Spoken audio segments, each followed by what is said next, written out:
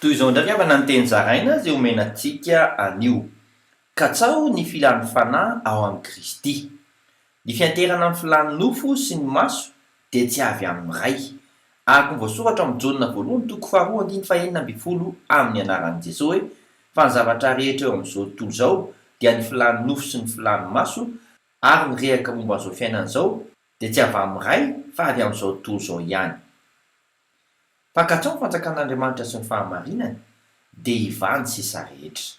Araka ny voasoratra amin'ny filazan'ny tsara Matteo toko 9:7-30 amin'ny anaran'i Jesosy hoe fankatsao aloha ny fanjakany sy ny fahamarinany dia hanampy ho anareo izany rehetra izany. Fanamby azo antoka ho an'ny fiainanao olon'i Kristy izany. Matokia, vavaka isika. Ray eo, tefeo mba hisy fiatraikany amin'ny fiainam-panahiko sy ny an'ny hafatrany ny andraikitra omenao aho. Amin'ny anaran'i Jesosy Kristy velona avy any Nazareta. Amen. Mandra-pioana tompoko.